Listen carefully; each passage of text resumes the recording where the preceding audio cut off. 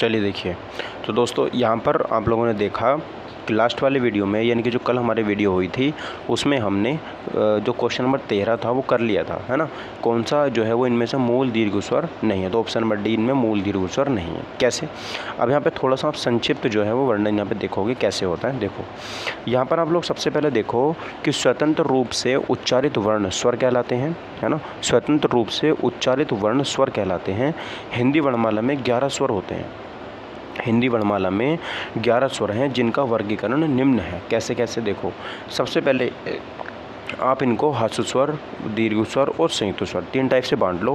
पहला ह्रस्व स्वर क्या होता है? जिन स्वरों की उत्पत्ति दूसरे स्वरों से न होकर स्वतंत्र रूप से होती है वे ह्रस्व स्वर कहलाते हैं। ठीक है। अब देखो, स्वर जो हमने बांटा था हिंदी भाषा में, जो पद होते हैं वो अक्षर होते हैं वो 2 टाइप के होते हैं। एक होता है स्वर, एक होता है व्यंजन।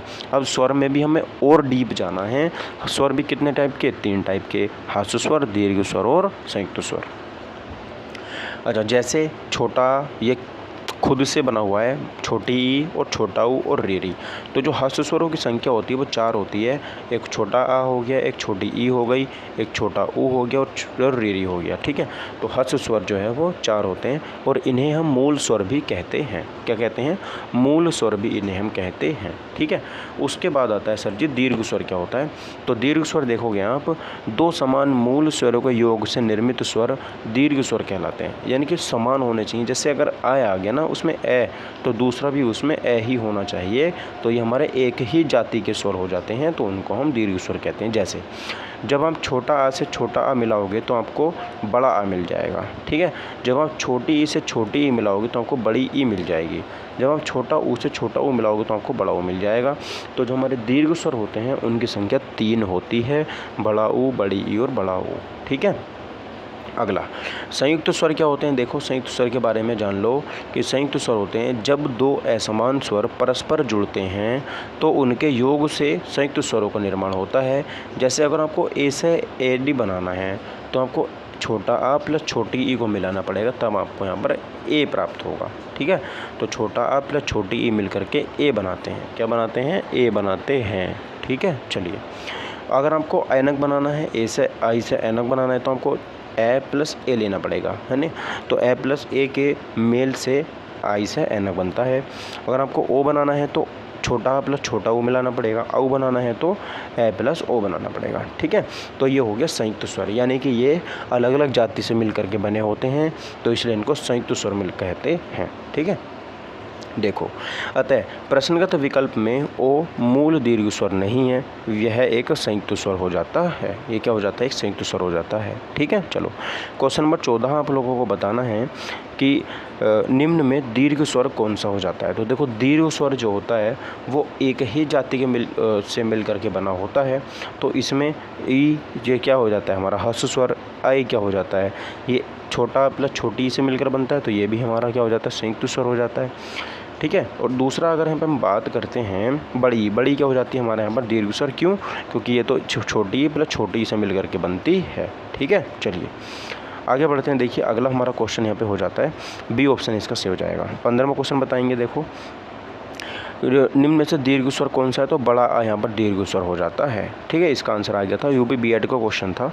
अब बताएंगे क्वेश्चन नंबर 16 का आंसर। स्टेनोग्राफर की परीक्षा में पूछा गया था कि निम्नलिखित में से कौन सा संयुक्त स्वर है। ठीक है। निम्नलिखित में से कौन सा संयुक्त स्वर है? तो संयुक्त स्वर की बात करेंगे तो इस वाले में आपको देखने मिलेगा कि रीरी इसमें ह्रस्व स्वर हो जाता है ना। रेसा ऋषि इसमें ह्रस्व स्वर है, तो ये तो नहीं हो सकता। इसमें हमारा छोटा आ जो होता था ये ह्रस्व स्वर हो जाता है। ठीक है। इसमें जो हमारा ये जो बड़ा आ हो जाता है ये हमारा दीर्घ स्वर हो जाता है, क्योंकि एक ही प्रकार की जाति से बने हुए हैं। लेकिन जो डी वाला ऑप्शन है ये अलग अलग प्रकार की जाति से मिलकर के बने हुए शब्द हैं, इसलिए इनको संयुक्त स्वर के नाम से भी जानते हैं। ठीक है। तो डी ऑप्शन इसका सही हो जाएगा। क्वेश्चन नंबर 17 बताएंगे कि मात्रा के आधार पर स्वर कितने प्रकार के होते हैं। मात्रा के आधार पर स्वर कितने प्रकार के होते हैं? तो मात्रा के आधार पर स्वर 3 प्रकार के होते हैं। कौन कौन से सर जी? ह्रस्व स्वर, दीर्घ स्वर और ह्रस्व स्वर और दीर्घ स्वर और संयुक्त स्वर। ठीक है। ह्रस्व स्वर कौन कौन से होते हैं? छोटा, छोटी, छोटा ऊ और रीरी। दीर्घ स्वर कौन कौन से होते हैं? बड़ा, बड़ी और बड़ा ऊ। संयुक्त स्वर कौन कौन से होते हैं? ऐसे डी, ऐसानक, औसौखली, औसौरत। ठीक है। 4 होते हैं। तो बात समझ में आ गई आपको, एक्सप्लेनेशन इसकी समझने की ज़रूरत नहीं है, अभी अभी हमने पिछले क्वेश्चन में समझी थी। देखो मात्रा के आधार पर जो हमने स्वर देखे हैं, ठीक है, इसमें तीसरा जो आ जाता है वो प्लुत स्वर आ जाता है। प्लुत स्वर क्या होता है? प्लुत स्वर वे स्वर होता है इसमें 3 मात्राओं का समय लग जाता है। हमें इसको अगर हमें बोलना पड़ता है तो इसमें 3 मात्राओं का समय लगता है। जैसे ओम, अंक इसका चिन्ह होता है, ये जो होता है ना, ये अंक बोलते हैं इसको, ये अंक इसका चिन्ह होता है। संस्कृत व्याकरण में प्लुत स्वरों की संकल्पना प्राप्त होती है, हिंदी में इसका प्रयोग नहीं किया जाता। तो आपसे ये क्वेश्चन भी पूछ सकता है कि जो प्लुत स्वर हैं उनका प्रयोग कहाँ पर किया जाता है, तो हिंदी, अंग्रेजी, संस्कृत या फिर तमिल में। तो संस्कृत में प्लुत स्वर का प्रयोग किया जाता है, ठीक है। विशेष बात है यहाँ पर, देखो ध्यान रखेंगे कि मात्रा के आधार पर स्वर के 3 भेद होते हैं, किंतु हिंदी वर्णमाला में मात्रा के आधार पर स्वरों के प्रकार पूछे जाने पर इसका उत्तर 2 होगा, ह्रस्व स्वर और दीर्घ स्वर, ठीक है, क्योंकि प्लुत का प्रयोग हिंदी व्याकरण के अंतर्गत नहीं किया जाता है। तो ये विशेष बात है जो आपको यहाँ पे याद रखनी ही है, ठीक है। चलिए आगे बढ़ें। अब क्वेश्चन हमारा अगला 18वां देखेंगे। क्वेश्चन है वर्णमाला वर्ण तालिका के अनुसार ह्रस्व, दीर्घ और प्लुत क्या हैं, ठीक है। तो ये हमारे स्वर हैं, व्यंजन हैं, मात्रा हैं या फिर विसर्ग हैं। तो 18वां जो हमारा यहाँ पर क्वेश्चन है, इसका सही आंसर हमारा हो जाएगा ऑप्शन नंबर ए, ये हमारे स्वर के प्रकार हैं, ठीक है दोस्तों। चलिए क्वेश्चन नंबर 19 बताएंगे कि स्वर ध्वनि के प्रकार हैं। तो स्वर ध्वनि के प्रकार होते हैं तो ह्रस्व भी होता है, दीर्घ भी होता है और प्लुत भी होता है। तो ऑप्शन नंबर डी उपरोक्त सभी इसका सही आंसर हो जाएगा, ठीक है। चलिए क्वेश्चन नंबर 20 बताएंगे। तो मात्रा के आधार पर हमने स्वर देख लिया ना, अब हम जीव के आधार पर बात करेंगे कि जीव के आधार पर स्वर कितने प्रकार के होते हैं। अब UPSSC वीडियो का क्वेश्चन हमारा हो जाता है। तो मात्रा जीव के आधार पर स्वर हमारे 3 प्रकार के होते हैं। कितने प्रकार के होते हैं? तो 3 प्रकार के होते हैं। कौन कौन से सर? अग्रस्वर, मध्य स्वर और पश्च स्वर। तो अग्रस्वर में हमारा क्या आता है, देखो ध्यान से, वे स्वर जो हमारे आगे आगे से बोले जाते हैं, ठीक है, अगले भाग से बोले जाते हैं। तो इसको याद करने की एक ट्रिक है। क्या ट्रिक है सर? आप ना इसमें ना अगला याद रखो ना पिछला, आप इसमें बीच का याद रखो। जो बीच में से बोला जाता है ना, वो केवल ए बोला जाता है, जीभ के बीच वाले हिस्से से, है ना, ए। तो आपका ना अगला हिस्सा काम करेगा इसमें, ना पिछला हिस्सा काम करेगा, आपका इसमें केवल बीच वाला हिस्सा काम करेगा जो कि है ए, यानी कि छोटा आ, ठीक है। तो मध्य भाग में कौन सा हो गया? छोटा आ, ठीक है दोस्तों। चलो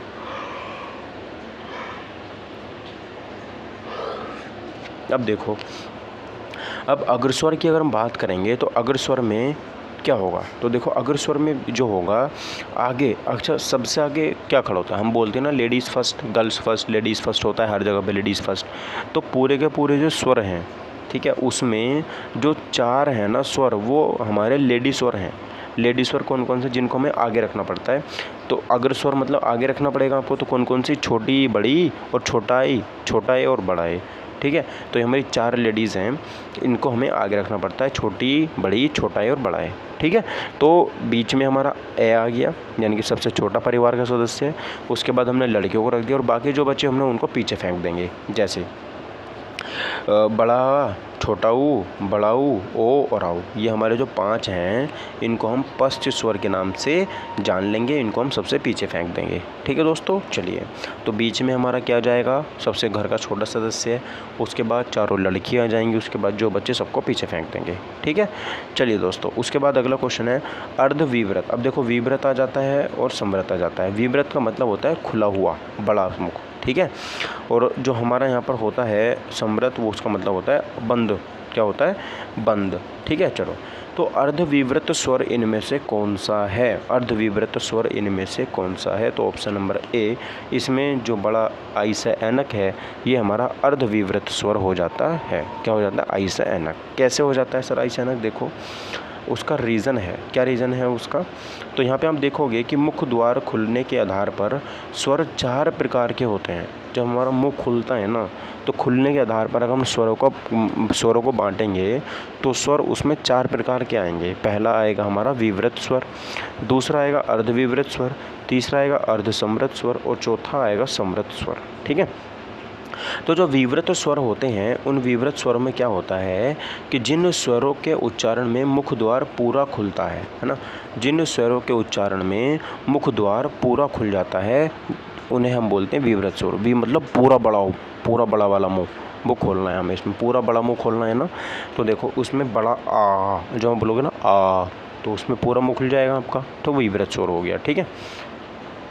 अच्छा, अब अर्धविवृत आता है। तो देखो विवृत का मतलब खुला हुआ, पूरा खुला हुआ, आधा मतलब आधा, तो आधा खुला हुआ जिसमें मुंह रहता है। अच्छा, जिन स्वरों के उच्चारण में मुख द्वार आधा खुला होता है उन्हें हम अर्धविवृत बोलते हैं। जैसे ए, छोड़ी ए, है ना, उसके बाद ए, उसके बाद आ, उसके बाद आओ। तो ये 4 हैं, ये हमारे अर्धविवृत स्वर यहाँ पे हो जाते हैं। ठीक है, कौन कौन से हो जाते हैं? तो ए ओ औ, ए ओ औ, तो ये हमारे अर्धविवृत स्वर यहाँ पे हो जाते हैं। ठीक है। उसके बाद समृत का मतलब होता है बंद। समृत का मतलब क्या होता है? बंद। तो समृत का मतलब बंद और अर्ध का मतलब आधा, यानी कि जिसमें मुंह हमारा आधा बंद रहे तो उसको क्या बोलते हैं? अर्ध समृत। जैसे यहाँ पर रहेंगे तो एक तो आई से एडी, ए से एडी हो गया और ओ से ओखली हो गया। ठीक है। तो ये जो हमारे 2 लेटर हैं इनको हम अर्ध समृत स्वर बोलते हैं। क्या बोलते हैं? अर्ध समृत स्वर इनको बोलते हैं। ठीक है, ए और ओ को। समृत की बात करेंगे तो समृत जिन स्वरों के उच्चारण में मुख द्वार लगभग बंद रहता है। ठीक है, तो लगभग बंद रहता है उनको हम क्या बोलते हैं? उनको हम यहाँ पे समृत स्वर बोलते हैं। अब देखो, अब की बार हमें भाई बहन को साथ रखना है, तो ये दोनों बहनें हो गई, छोटी वाली बहन और बड़ी वाली बहन। यहीं पर छोटा वाला भैया और बड़ा वाला भैया हो जाता है।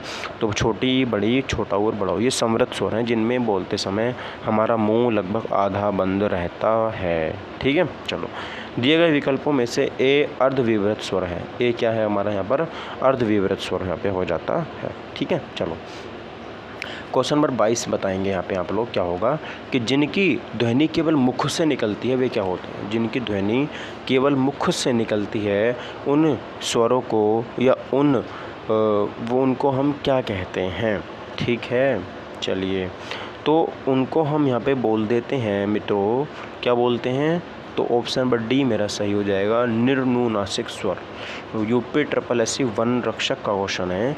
तो जिनकी ध्वनि केवल मुख से निकलती है उनको बोलते हैं निर्नुनासिक, यानी कि जिनका ध्वनि नाक से नहीं निकलती उनको बोलते हैं निर्नुनासिक स्वर। ठीक है। जिनकी ध्वनियाँ केवल मुख से निकलती हैं वे निर्नुनासिक स्वर कहलाते हैं। निर्नुनासिक।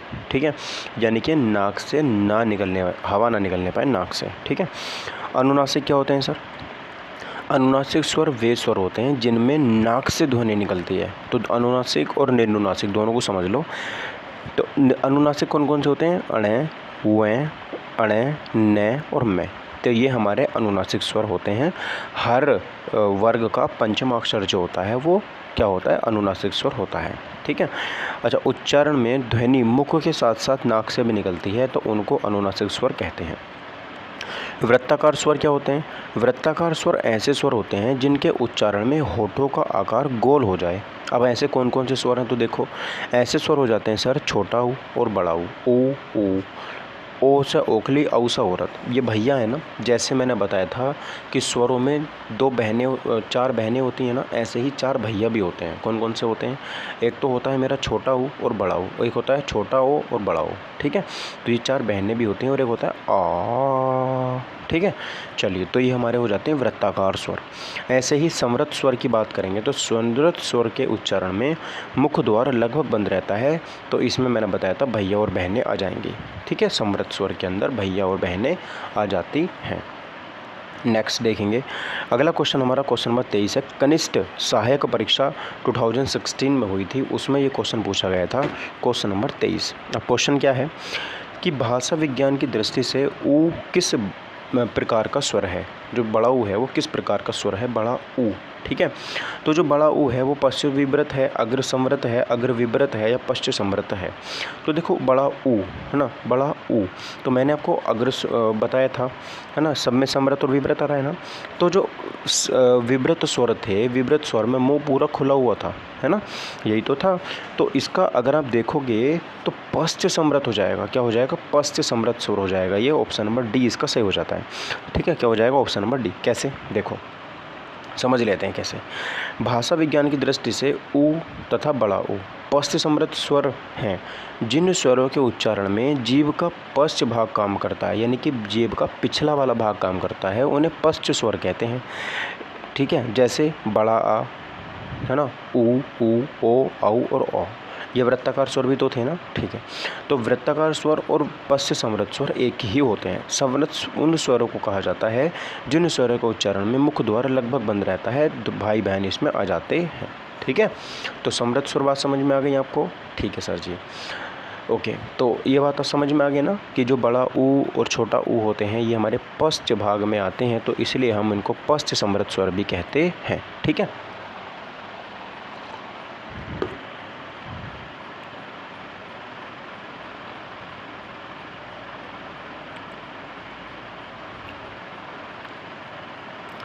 अगला देखो, अगला क्वेश्चन है हमारा कि होठों की आकृति के आधार पर निम्नलिखित में से कौन आवृत मुखी स्वर है? होठों की आकृति के आधार पर निम्नलिखित में से कौन आवृत मुखी स्वर है? आवृत मुखी स्वर क्या होता है सर? तो आवृत मुखी स्वर होता है, ठीक है, चलो बताओ आवृत मुखी स्वर, तो वो हो जाता है ऑप्शन नंबर ई। आवृत मुखी का मतलब ये होता है जिसमें व्रत ना बने, जिसमें व्रत ना बने। बाकी अगर आप ओ बोलते हो तो व्रत बनता है, छोटा ऊ बोलते हो तो भी व्रत बनता है, ओ बोलते हो तो भी व्रत बनता है, लेकिन अगर आप ई बोलते हो ना अपने मुख से तो व्रत नहीं बनेगा, तो इसलिए इसको आवृत मुखी कहते हैं। ठीक है, देखो यूपीपीसीएल ARO 2018 में क्वेश्चन आया था ये, तो यहाँ पे देखोगे आप लोग जब इसको गहराई से, तो यहाँ पर क्या पता चलेगा कि होठों की आकृति के आधार पर स्वरों को दो भागों में विभाजित किया गया है। पहला जो होता है हमारा आवृतमुखी स्वर, दूसरा है हमारा व्रतमुखी स्वर। तो आवृतमुखी स्वर में जिन स्वरों के उच्चारण में होठ व्रतमुखी या गोलाकार नहीं होते, है ना, होठ क्या होने चाहिए, व्रतमुखी या गोलाकार नहीं होते, उन्हें अवृतमुखी स्वर कहते हैं। जैसे छोटा आ, बड़ा आ, छोटी बड़ी ए और आई, है ना, तो ये हमारे आवृतमुखी स्वर होते हैं। इनको जब आप बोलते हो तो आपका मुंह गोल नहीं होता, ए आ। ठीक है, बात समझ में आ गई? ठीक है,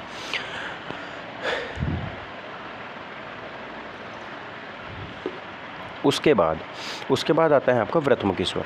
तो व्रतमुखी स्वर क्या होते हैं कि जिन स्वरों के उच्चारण में होठ गोलाकार होते हैं, ठीक है, जिन स्वरों के उच्चारण में होठ गोलाकार होते हैं वे व्रतमुखी स्वर कहलाते हैं। जैसे छोटा ऊ, बड़ा ऊ, ओ, औ और आ। ठीक है, तो ये व्रतमुखी स्वर कहलाते हैं। दिए गए विकल्प में ई अव्रतमुखी स्वर हो जाता है। ठीक है, चलिए क्वेश्चन नंबर 25 देखते हैं क्या कह रहा है सर। निम्न में कंठीय वर्ण कौन सा है? कंठीय वर्ण मतलब जो कंठ से आवाज़ देता है वो कौन सा वर्ण है? तो वो ऑप्शन नंबर बी है ए। क्या हो जाता है? कंठीय वर्ण हमारा हो जाता है। ठीक है, चलिए अब देखते हैं सर जी, यहाँ पे दिए गए वर्णों में ए कंठीय वर्ण है तथा दोनों की दोनों जो ई हैं छोटी और बड़ी तालव्य वर्ण है, और जो ऊ है वो ओष्ठ वर्ण है। ठीक है, तो तालव्य जो वर्ण है वो कौन से? छोटी ई और बड़ी ई हमारी तालव्य वर्ण हो जाती है। ठीक है, तो याद रखनी है ए हमारा कंठीय में है। ये आगे क्वेश्चन और आएगा दोबारा। चलो अब बताओ कौन वर्ण ओष्ठीय नहीं है? ओष्ठीय वर्ण इनमें से कौन सा नहीं है? चलो बताओ जल्दी से आंसर। देखो ओष्ठीय वर्ण में वे वाला वो वर्ण आते हैं जो होठों से बोले जाते हैं, है ना, तो मैं, बे, ऊ, आ। तो कौन सा वर्ण है जो आपको बोलने में पता चला? सीधा सीधा पता चल रहा है सर, जो आ होता है वो हमारा ओष्ठीय वर्ण नहीं है। बाकी के सारे के जो हम वर्ड बोल रहे हैं इसमें से उनमें होठ हमारे टच हो रहे हैं। ठीक है, तो देखो यहाँ पर आप देखोगे डी आंसर सही हो जाएगा। आ वर्ण ओष्ठीय नहीं है, यह कंठीय ध्वनि है। आ क्या है? हमारी कंठीय ध्वनि है।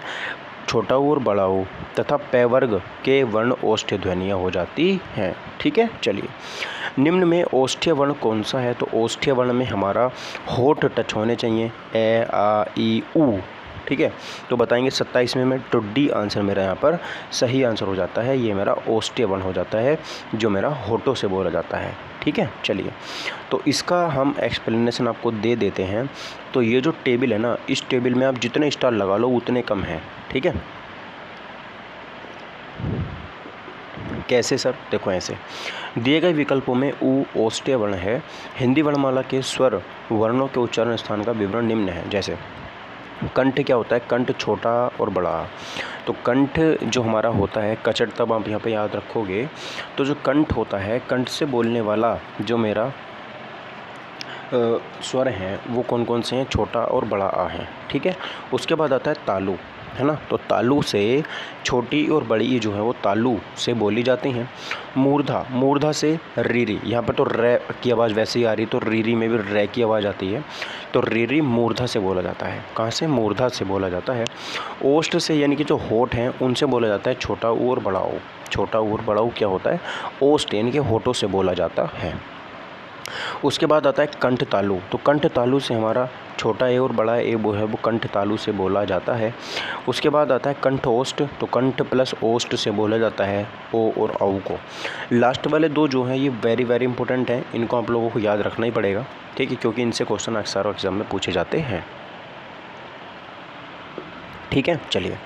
तो कंठ से छोटा और बड़ा, तालु से छोटी और बड़ी, मूर्धा से रीरी, ठीक है, ओष्ठ से हमारा छोटा और बड़ा ऊ, कंठ तालु से कंठ और तालु से ए और आई, ठीक है। कंठ और तालु मतलब इन दोनों को मिला दो आप, जब ए प्लस ई करोगे तो ए बन जाएगा, और ए प्लस ए करोगे तो बड़ा ए बन जाएगा, ठीक है। कंठ और ओष्ठ से ओ और औ हो जाता है, ठीक है। चलो आगे बढ़ते हैं। देखिए अब हमारा क्वेश्चन नंबर 28 आएगा। क्वेश्चन नंबर 28 में देखेंगे क्या होगा। यहाँ पर आपसे पूछेगा सर कंठ तालव्य कौन सा है ना। कंठ तालव्य जो है वो कौन सा यहाँ पर हो जाता है। तो कंठ से भी बोला जाना चाहिए और तालव्य से। तो कंठ से तो मेरा दो वर्ड बोले जाते हैं ना, ए और आ, और तालु से मेरा ई प्लस ई। तो जब आप ए और ई को मिलाओगे तो ए मिलेगा, तो ऑप्शन नंबर सी सही हो जाएगा। ऐसे करके आप लोग कॉम्बिनेशन मिला सकते हो,